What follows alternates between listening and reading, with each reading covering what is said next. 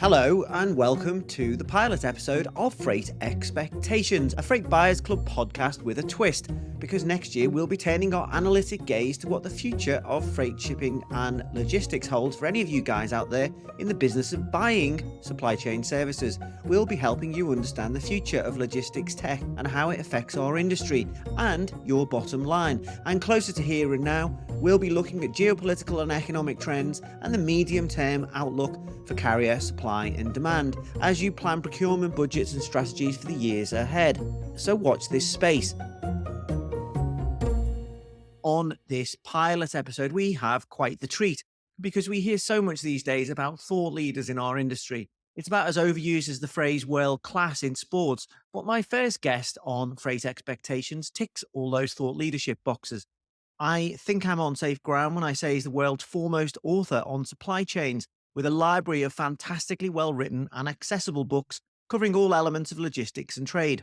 He co-founded a string of successful supply chain companies and managed to sell them all to the likes of Oracle, Manhattan Associates, and Ryder. He has advised governments, retailers, and manufacturers, and he's the current director of the Center for Transportation and Logistics at Massachusetts Institute of Technology. Professor Yossi Sheffi, welcome to the inaugural episode of Freight Expectations. Thank you very much for having me, Mike, and thanks for the generous introduction. A much-deserved introduction.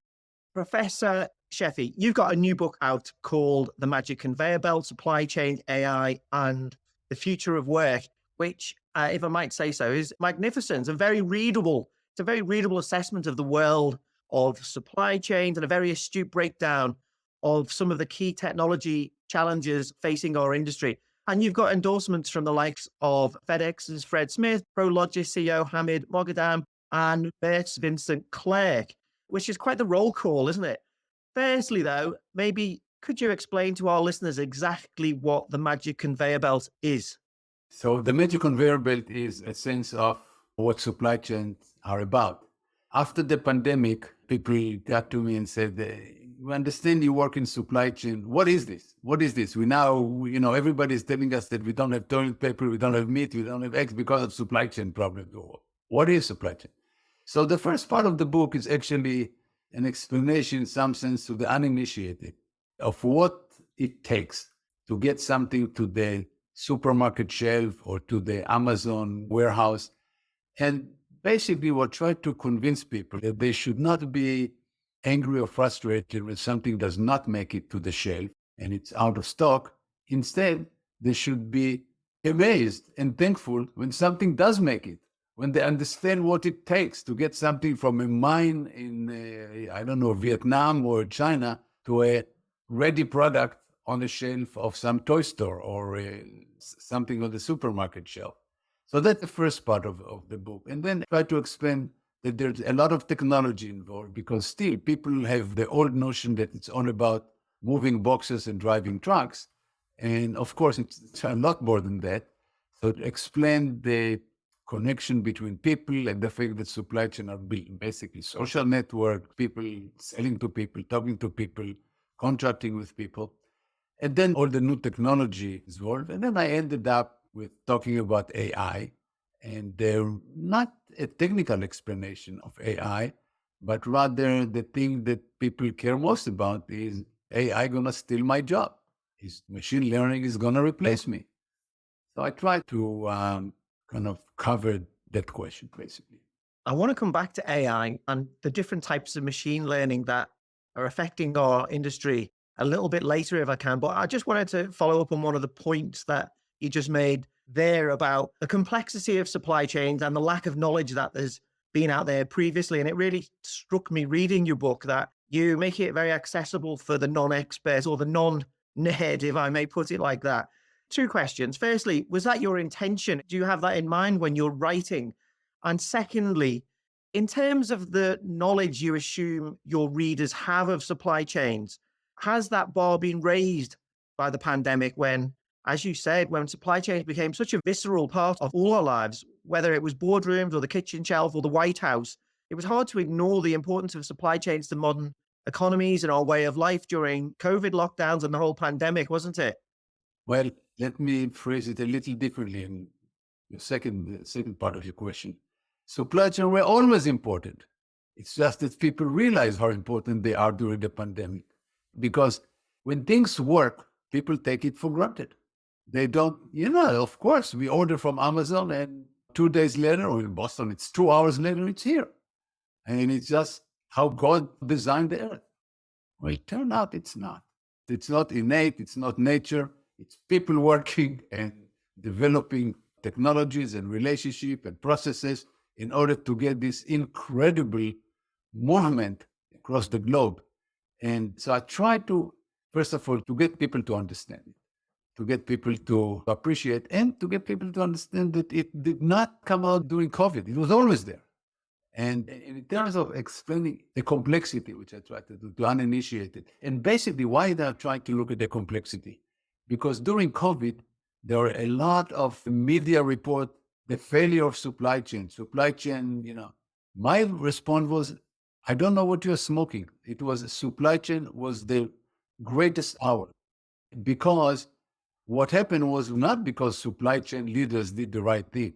The world changed significantly at once, in a very short time. The response was magnificent. Nobody went hungry. And the changes were from one day to the next, all restaurants, all universities, all industrial parks, all closed. The food that was going there was going in, 50 kilos, not in small packages with the ingredients on them. And so the machinery even to make it go into a supermarket was not there. Yet it worked. It worked because a lot of dedicated people changed processes, adjusted, did a lot of things differently, and it worked. So I try to explain to people what it takes to make it work and get them to appreciate the immense job that was done. Now, I wrote a separate book called The New Abnormal about the supply chain during the pandemic, where it went into a lot more detail, a lot more stories and case studies about that. But just to understand, and it's hard to exemplify it. So I'm talking about, an automobile that may have 30,000 parts and how they all come together. But in order to get people to understand, I also mentioned the diapers have 50 parts. A modern diaper has 50 parts that all have to come together just in time. So I hope people get an inkling of what's involved.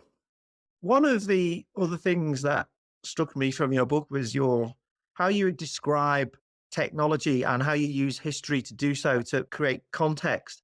You go back as far as the Luddites and you use these historical examples to really, to explain what's happening now, but what was also happening in the pandemic. Is this your way of getting everyone to calm down a bit? We've been here before, we've turned societal challenges from technology into opportunities, we've adjusted and we'll do so again. Is that one of your intentions?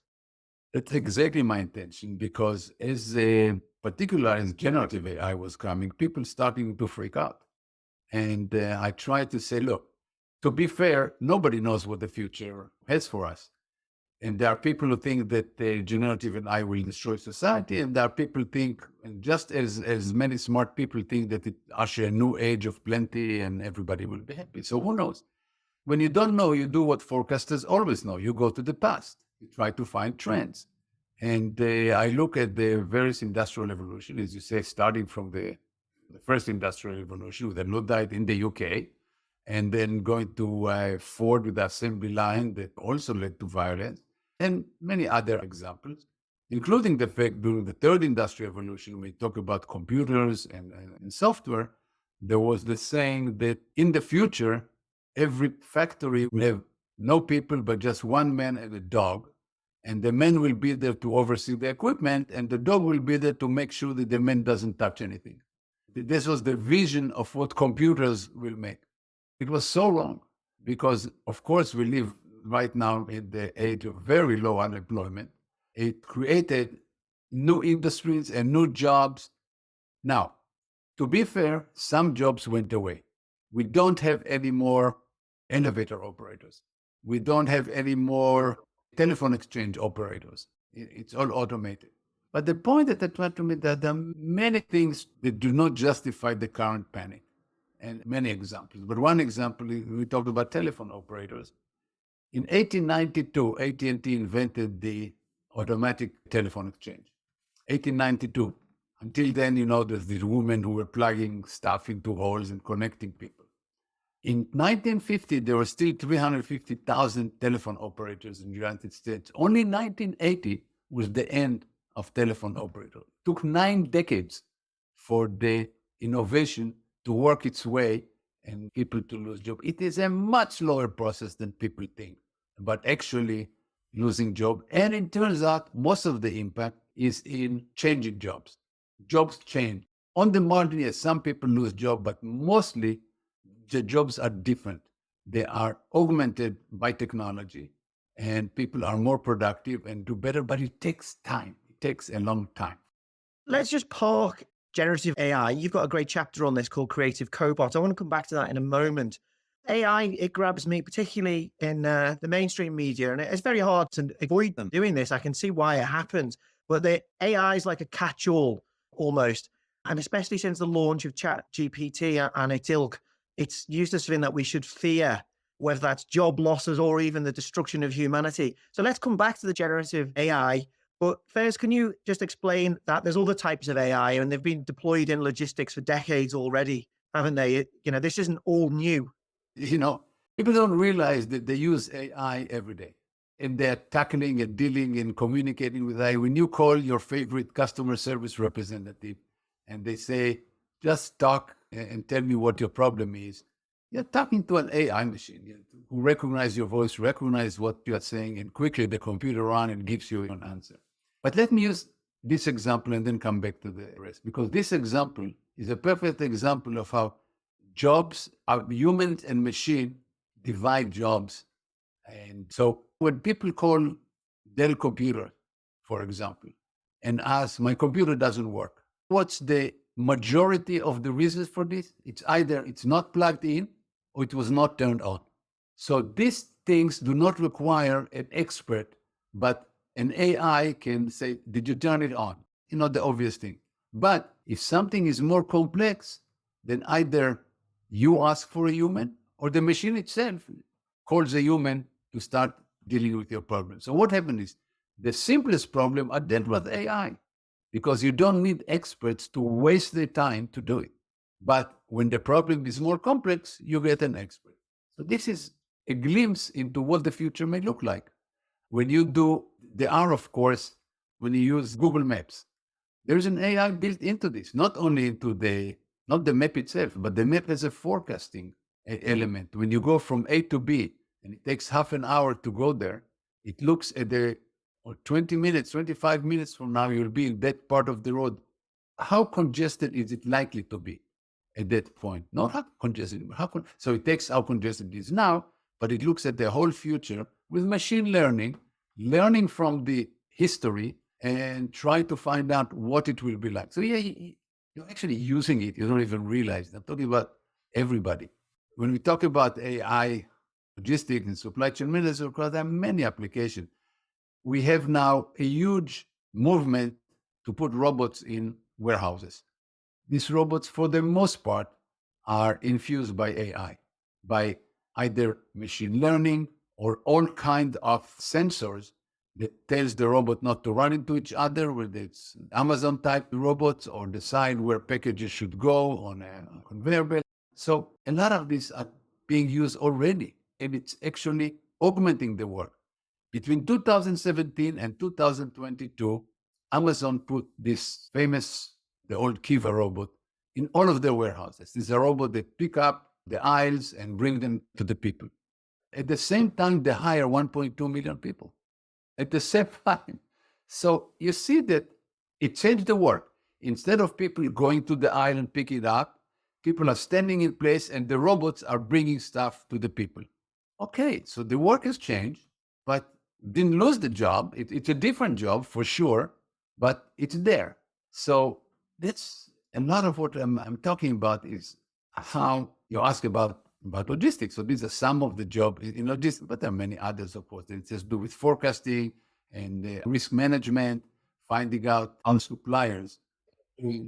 All of these are existing application already running and many under development. But anyway.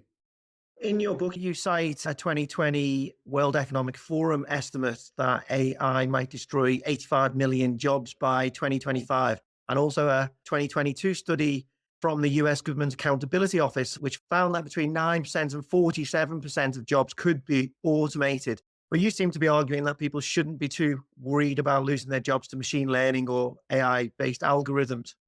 Look, one of the things that universities are dealing with right now, for example, is the fact that students are writing articles and papers with ChatGPT. And oh, the end of the world, students will not know how to speak. Several comments on this. We are be in school when they taught us how to take a square root by hand. There's a way to take square root by hand. It's tedious complication. You can take square root of any number by hand. Nobody does it anymore. Nobody is teaching you how to do it because there's a calculator to do it. So you don't worry about it. When people talk about ChatGPT writing, okay. So what happens is I'm encouraging my students to use ChatGPT because I look at it as a tool, just like spreadsheet. Developing a financial model used to be a problem before spreadsheet. It used to be very tedious and go to programmers and go back and forth with people. Now you do it in Excel, in a spreadsheet. However, I do tell people that if the article is bad, Google doesn't get an F, you get an F. So you have the responsibility to ensure that this is okay. And that will be the job of monitoring in general in business is something that will become more and more important. Is monitoring a lot of the machines and making sure that everything is working the way it should be working. And it brings me back to some of the advantages that humans have over machines and over AI. The fact that we understand context. We understand what happens outside the system that may impact the system that the AI machine may not know about. We just said, a pandemic started. Russia went to Ukraine. The world is changing. There's some tension between US and China. And whatever it is, there are things that may influence our decisions, the way we process stuff, the way many of our processes, which the AI may not be able to address yet. So people have to step in and do it. So I think, jobs will change, new jobs will happen, and even new industry will come up. But I don't see massive unemployment at all. There are other worries about generative AI in general, but I don't think jobs is the So, on an individual level, and I think the message there is that we could all probably get better at our own jobs if we upskill by learning how to use these technologies, the same as we learned to use spreadsheets, we learned to use calculators, particularly with generative AI like ChatGPT. What are the business opportunities out there from its use that have you identified? I mean, it's relatively early days, I guess, and we won't really know, but where do you think there's the most benefits for supply chain logistics companies from this technology? Well, first of all, as we talked about, particularly in ChatGPT, first of all, higher productivity in generating document, looking at contracts, testing contract to see if everything that needs to be, there need to be, there's some more accuracy, faster work. There are some things that will be harder to do without AI in general, large language model, not particularly ChatGPT, but only under large language model. For example, if I want to know what is the risk that my critical suppliers will be there 6 months from now, I can go to Daniel Bradstreet and other financial reporting. All of these are backward looking, at least a quarter and most of them 2 quarters. So it doesn't give me an indication of what's happening now. However, if I make sure that I scour the earth for every media report and every social media report on executives that are leaving, on failed projects, on elongating the time that the supplier is paying each supplier, okay, I may want to visit them because this gets me suspicious that something is going on and they're not paying attention to business. This is something that couldn't do before. You had to go by hand and you couldn't go over on the massive, everything that's written about them out there. So this is an example of using large language models to look at the text and images and, videos, whatever, and get some intelligence out of them. So this is an example of things that could not really be done that well, where large language model can provide a new dimension of capability. I'm hesitant to reference Donald Rumsfeld. Are there known unknowns out there in terms of how these technologies are going to be implemented and that element of risk? Yeah, there is. What worries me is not so much jobs. There'll be no industry, no jobs. There should be some period that government should intervene to allow people to upgrade skills and maybe they need some support. But I don't see it fundamental long term. What I see fundamental long term is the deep fakes. I can get every one of my students, honestly, can get Joe Biden appear on television and talking nonsense and threatening to nuke, Luxembourg. It is too easy to create deepfakes, for example. Too easy to create believable misinformation and disinformation. So I'm worried about the 2024 US elections with the government forces creating this. But so that's the bit. Let me talk about why I'm worried but not anxious. Because I'm thinking about the early days of the internet. We all thought that this is the greatest thing since sliced bread. That people get to communicate with each other, families together, regardless of where you are, and it's true. What we did not think about is identity theft, theft of data, terrorists, organizing over the internet, all the bad side of the internet. The difference now is that the developers, whether it's OpenAI or Google or Microsoft or Amazon, are all aware of it. And they are all already starting to put guardrails. And in fact, they're calling for regulation. For example, right now, if you go to ChatGPT and ask them how to build a Molotov cocktail, it will answer, I don't give you an answer. It will not give you an answer. So already the developers are putting some guardrails around it. What in the United States, the talk is about creating a new agency like the Federal Drug Administration, that of course you cannot put a new drug on the market. It has to go to trial and approval and all this. Again, they're talking about creating an agency that every new version of some of this generative AI program will have to go through, and will have to go through some period and be tested and make sure that it doesn't go awry. So whether this is the solution or the way the Chinese look to regulate AI, the Chinese regulate very smart. They're regulating the training data. They make sure that the training data is such that it doesn't include things that are, let's say, harm the harmony of the Chinese government, which means questioning the Communist Party. But all of this is encouraging in that the developers themselves are calling for regulation and started to put by themselves guardrails. So that's room for hope. At the same time, there are clearly, I read Yuval Harari wrote in The Economist, a very good article about thinking that saying apocalyptic forecast that generative AI will ruin democracy and the DNA of humanity. And it's hard for me to see why Yuval Harari is a brilliant guy. Hard for me to see this. You're definitely an optimist. Your glass is normally half full then. Yeah, look, let me tell you something. Everybody, as you say, I started 5 companies. Everybody who started a company is an eternal optimist because it is so damn difficult and takes up so much effort that unless you are total optimist, you'll never get there. You'll never take risks. There seems to be a theme running through your books and this particular book that technology has the potential to fill in gaps in that supply chain ecostructure. Do you think in our business there's a type of nirvana, or to quote Thomas More, a utopia that people would like to get to, but they'll never reach out? I mean, by this, I mean, whether we're talking about the Internet of Things, mobile internet, robotics, cloud computing, or of course, AI. Are people over optimistic about how technology can really create this perfect end-to-end visibility across procurement, manufacturing, and logistics processes? Is all of this going to be forever out of reach? Or you sound like you're quite optimistic that maybe it won't be. This will take a long time if it ever happens. I am not that optimistic. I'm trying to be realist. Some of the problem there have really nothing to do with technology, even though technology is not there yet. I mean, we're not yet with the price of a sensor that can go on a pallet is similar to the price of a barcode. It's not. A good sensor that can transmit is about $50. The best ones. Barcode is basically free. So let's temper our enthusiasm. But on top of it, what's most important is that it's people. And if I want my supplier may not be willing to tell me who their supplier is. It's a business confidential information.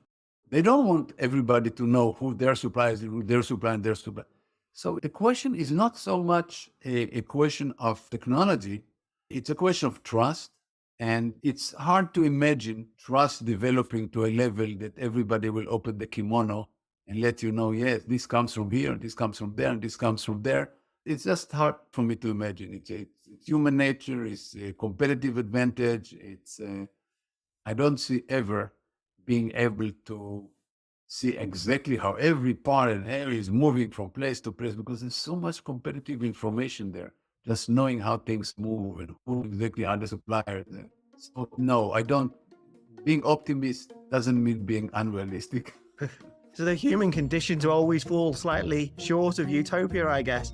Professor Yossi Sheffi, Director of the Center for Transportation and Logistics at MIT, thanks very much for sharing your thoughts today. It's been a pleasure. Thank you very much for having me. I hope you enjoyed this pilot episode of Freight Expectations, a Freight Buyers Club podcast. You can find more podcasts like this on www.thefreightbuyersclub.com and on our YouTube channel of the same name. Please sign up, follow, and subscribe. There'll be lots more podcasts coming soon. Thanks for listening.